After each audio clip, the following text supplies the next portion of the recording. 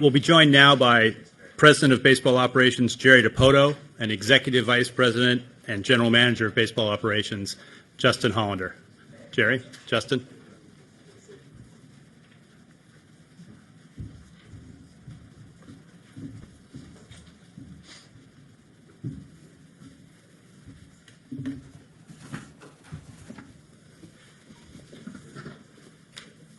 Good morning.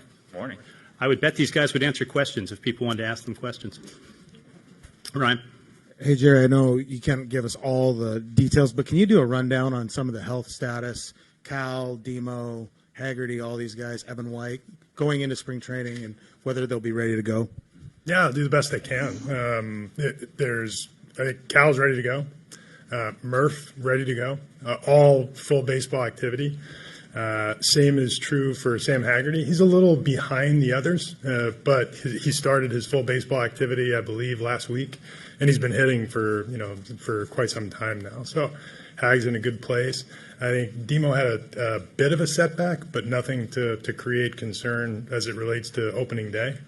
We'll get a better idea once we're down in Arizona, but in a pretty good place. Andres Munoz 2 weeks ago left his boot. He's in a throwing program and progressing toward the mound, which should take place right about the time we get down to Arizona. Paul Sewald he's multiple throwing sessions in now. He should be in a really good place when we get there. We anticipate both guys being ready to throw in games while we're in Arizona, and we'll forecast once we get there. Trying to think of others who were. Evan White is full baseball activity. Right now our medical training team believes Evan is as healthy as he's been since the first incident back in 2021. So he is forecast to come into spring training healthier than he has in multiple years. I think that's everybody. It was a pretty good list. I'm sure there's somebody else that I'm forgetting, but we have a pretty good rundown on the health of our players, and right now we're trending well. Daniel? Jerry, 2 years ago when we were in here, or virtually rather, you said at the outset that your goal was to contend for a playoff spot, which you guys did, taking it all the way to the last day. Last year you said you wanted to secure a wild card spot, which you guys did. What would you kind of say is your goal for this season? I mean, obviously you've been very transparent about where you guys are as a roster, and do you think this is a team that can contend for the division title? We do, and that's the goal. The goal, frankly, the goal last year was to win the division title, and that'll be the goal every year is to win the division, get into the postseason, and try to do some damage. I think we've never been more convinced of this team's ability to do those things than we were at the end of last season. So I think that goes for all the players in the clubhouse. It goes for us in the front office, our staff. We do feel like we got meaningfully better this offseason, and we are a deeper, a more complete team than we were at the end of last season. And I said this not too long ago. The start of the season isn't game 162. The start of the season is game one, and we'll take it from there, like we have in the last couple of years, where whether it be from within our own system or players that join us from elsewhere, we are invested in continuing to get better, whatever that means. So, the goal is to win the division. We feel like that's a realistic goal, and we're going to do the best we can. Jen? Not only do you bring back a lot of familiar faces on the roster, but with the coaching staff, there is a newcomer in Stephen Vogt. What does he bring? In addition to a lot of experience in the American League West, awesome personality. He's got a great disposition. I know we had a lunch with Stephen before he jumped on board with us, and it's impossible to sit with Stephen and not enjoy the conversation. He knows baseball. He knows this division. He has but from the catching perspective, offensively, he's always had an excellent approach in the batter's box and a humility that comes with the path that he took to get to this position. Stephen wasn't a glamorous prospect. He had to fight through every stage of his development and turn it into a couple of times in an all-star game and a decade-long career. And we're excited to add him. I know Scott's excited, the coaching staff, and we've gotten excellent feedback from the players as he's interacted with them. Corey? Justin, when you guys were really scuffling last year before you guys kind of hit your stride, offense was a monumental challenge at times for you guys. How did the additions of Teoscar and Colton change that equation? I know you guys talk a lot about lengthening the lineup. Can you maybe talk a little bit more about the impact of those two and how it could potentially balance things out in the lineup? Sure.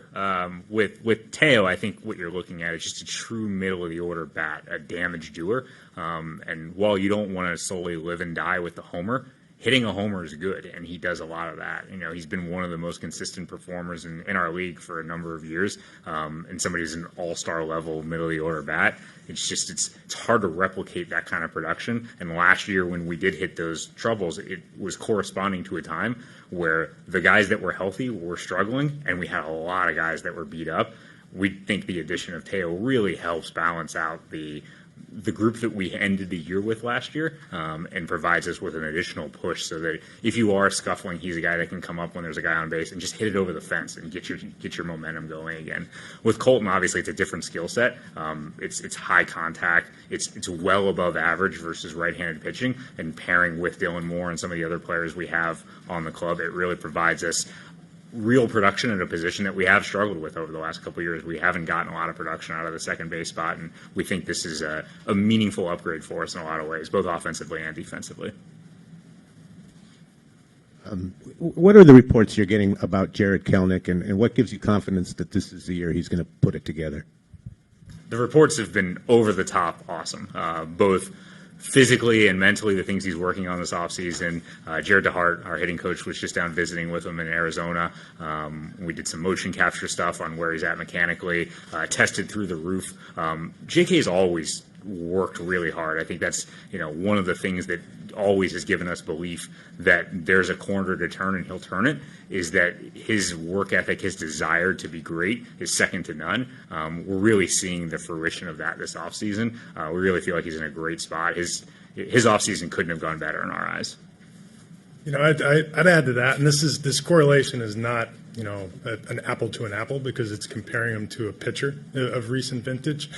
But a handful of years ago, the Braves took Kyle Wright with the third pick in the draft, and he had a really difficult time getting over the major league hump, and a couple of up and downs where he comes to the big league, struggles, goes back to AAA, and then last year just exploded, became one of the best pitchers in the National League, which was the forecast the day he was drafted, and it reminds that it's just not linear for all guys. They don't all show up and look like Julio or Mike Trout or Albert Pujols. Some of them hit some bumps in the roads and they take a little bit of time. We still believe in Jared's talent. He works his tail off, and if he doesn't find success, it's not going to be because he doesn't have the talent and the work ethic to do it. And we're confident that he will. Tim? Jerry, all that said about Jared, how do you view left field, and could it end up being sort of a platoon situation with AJ's addition? Oh, it definitely will. That was the idea when we signed AJ, and it's whether it be Jared Kelnick, Taylor Trammell will play a role for us somewhere, and one of those two guys could be our left fielder on opening day, and it might be the other at some other point based on how they perform. But AJ Pollock is a great additive to both of their skill sets. Taylor has already proven very capable of hitting right-handed pitchers in this league, and he can play all three of the outfield spots. He's a pretty good base runner. Jared, we think, is an excellent base runner, does a great job defensively, especially on a corner, can handle center field as well, and does damage against right-hand pitchers. And AJ brings the opposite. He has a ton of experience especially in center and left fields. Really bangs the left-hand pitchers and kind of balances out the young bats from the left side. And, together they form what we think should be a pretty formidable, matchup. And there'll be opportunities for, one, two, or all three of them to get some DH days along the way based on how we're built right now. Shannon? There's been a lot of talk about the innings that your young pitchers got last year, and you keep close track of that. It sounds like the six-man rotation is off the table in kind of resting guys and keeping it within reason. Knowing that you would like to have extra games at the end of the season, just in specifics a little bit more, what is the plan to manage some of those innings? Some of it's going to take care of itself, in that we'll get into spring training. We do have Flex and Marco both stretched out and competing for a spot in the rotation. We've got George and Logan who are going to slow play a little bit. When everybody else is ramping up to their 2 and 3 inning outings, we're still going to have, Logan and George moving a little bit slower, just trying to hold the innings back in the spring to preserve them on the back end. The goal is to make sure that their 5-inning outing happens just before the season gets ready to start and develop it that way. We're not going to manage their innings in the same way, say, we did manage George's innings last year or Logan's innings the year prior. We feel pretty comfortable that they both finished the season very healthy. They were as fresh at the end as they were at any point. Logan got his second win right about the start of September, and George didn't ever seem to lose the first win. He was cruising by the end. So we're going to be cautious but not restrictive in developing their innings. And the other guys, we feel perfectly fine with where they're at. Robbie and Luis are ready to go and throw the innings. Marco and Flex, that's what they do. So I feel like we're in a pretty good position there. It's really all about the 2 young guys and making sure that we are, we're thoughtful on the front end to make sure we preserve the back end. Don't say 6-man rotation out loud among our starters. We don't want to revolt on our hands. Hey, Jerry, Casey Sadler had such a big 2021 for you. He's coming in as a non-roster guy this year. But how has he come back from the shoulder, and where do you kind of see him at this point? I spent some time with Casey on Friday. He too, among the players recovering from injury, 100%. He's ready to go. He's throwing his bullpens. Really excited to see what Casey looks like live again. And, I joked around with him on Friday that he's, I think, probably on the longest consecutive scoreless game streak, per day in the history of baseball. But, he was such a big part of our 2021 team. And, if we get that version of Casey Sadler with the bullpen group that we currently have, that just takes us to a different level. And we'll need something to replace the loss of Eric Swanson, who was a real contributor for us. But, Casey has a chance to do that. He's done it before. Ryan? Jerry, we saw some video of JP at Driveline working on some things, and we saw Brash there as well working on a cutter and some other stuff. What are you hoping they gain from some of this off-season work that they're trying to do? Maybe the most consistent attendee was, in addition to JP, was Trammell. Taylor was over there all winter long, as was Tommy LaStella. But I think that we were advocates for our players going out and seeking, that the third-party assistance, somebody different than the voices they hear from the Mariners, to try to help. Introduce new programs, try something new. You can get stale when you just keep on hammering the same nail. And I thought our players did a wonderful job of engaging this offseason. I think JP enjoyed it. Justin got some really good feedback from JP and his agent. And, it's the start of the offseason when we sat down with JP to talk about his offseason, what we were hoping to see. He delivered. He nailed every bit of what we hoped his offseason would look like. And mostly for JP, it's about getting from beginning to end without the big dips, and we think we can help with some of that, just making sure we bake in a day off here or there. The long season is difficult playing shortstop every day, but he really did put in the work, like he always does, but he put in the work especially this offseason. So Matt is still stretched out. You saw him stretched out to come in as a starter. Oh, with Brash. No, he's not going to start. Yeah, he's coming in as a reliever. He knows that. That was the agreement we made when he decided he wanted to pitch for Team Canada. And our big thing with Brash, we don't want to toggle him back and forth between the bullpen and the rotation. We want him to be one or the other. And he was on board with the idea of coming in as a reliever and competing in that way, where he was just awesome for us last year. Corey? Jerry, I saw a lot of highlights from that Game 2 in Toronto on TV this past offseason, maybe one of the better games of baseball throughout the entire year. But that first game, with how Luis sort of dealt, kind of a great reminder of, when you give up a lot of prospect capital, this is potentially what you could get. I mean, can you talk a little bit about his performance post-trade, and if you have plans to keep him in bubble wrap during the World Baseball Classic? There's I have deferred to Justin to provide the bubble wrap. And Luis is not going to pitch in the WBC. He's going to be in camp with us, and it's something that we are pleased with, that he'll be there. And it's a choice that we made together, and excited to see him from beginning to end. But the way he changed our team, just the way our team felt walking out on the field, starting each of the game ones. When you have that kind of presence, that kind of thump walking out on the mound, you feel it. And, we played 3 games last year that are among the most entertaining games that I've ever seen. Maybe the best baseball games that I've seen in recent years. And Luis was on the mound for all of them. And we had a dynamic rotation. The young guys performing in back of them. We had the defending Cy Young Award winner. And for one pitcher to come in and change the vibe or the way people viewed your team, the way Luis did at the deadline was pretty remarkable. And I'm thrilled we have him. We're really looking forward to him being with this group for a full season, and think that's part of the reason why we're meaningfully better this year. Was one of those games that was a Yankee game? Oh, yeah. Which is one of the best games I've ever seen. At the time, might have been the best game I've ever seen until later. Yeah. Justin, this comes from Jake on YouTube. How do you plan on utilizing Murphy this year, and how do you see the balance between him and Cal?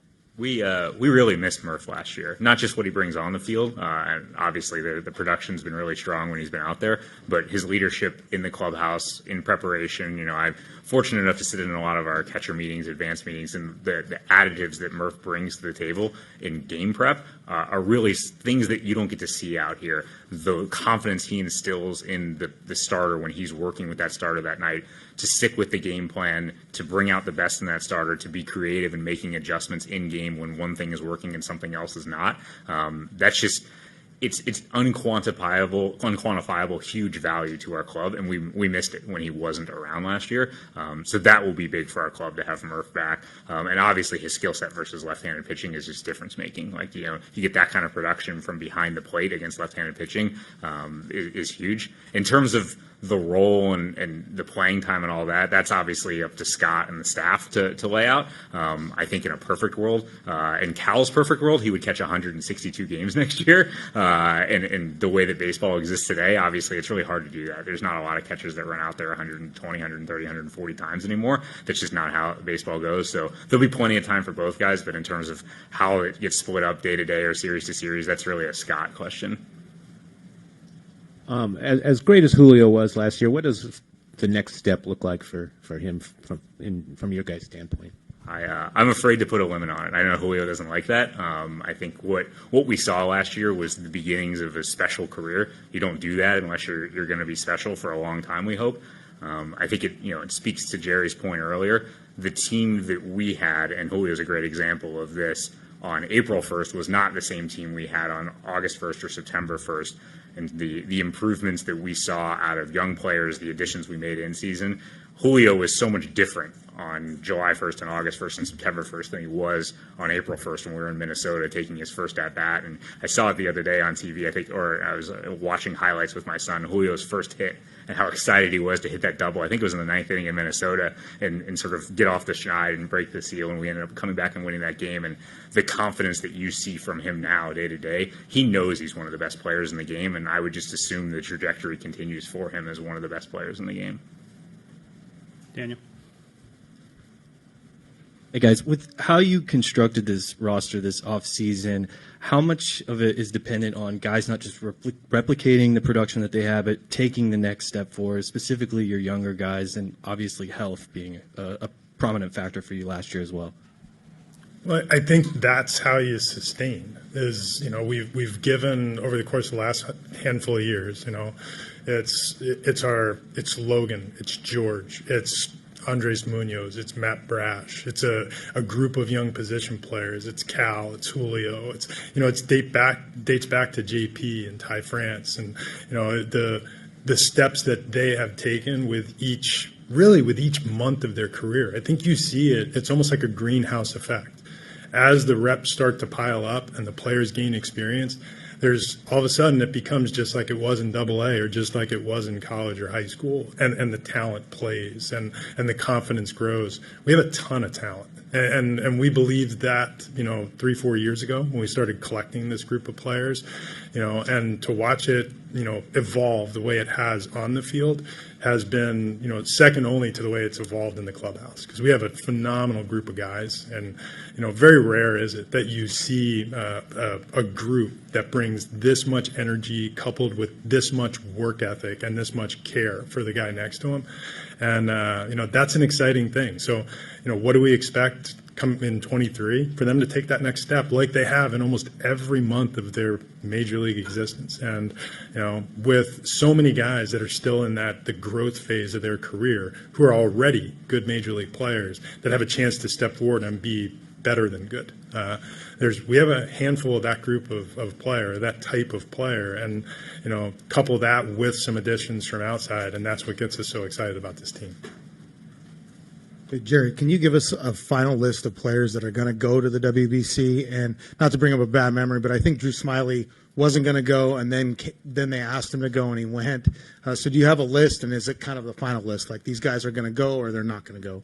Yeah, I'm pretty sure you wouldn't have brought up Drew Smiley if you didn't want to, stir the bad memory. But we don't have a final list. It's still a little bit ambiguous, but we do have what I would say is a squishy firm list. We do anticipate Julio, Diego Castillo, and Tasker Hernandez playing for the Dominican Republic. We do anticipate Gino Suarez going to play for Venezuela. We will have Matt Festa going to play for Team Italy. I would say there's no other hard locks outside of Harry Ford, who will play for Team Great Britain. Now, there's some others that could be involved. I know we don't, and Matt Brash with Team Canada. But outside of that, I don't think there's anything hard and fast. But we do have another handful of candidates that are on the active lists that the federations could call. We just haven't received those calls.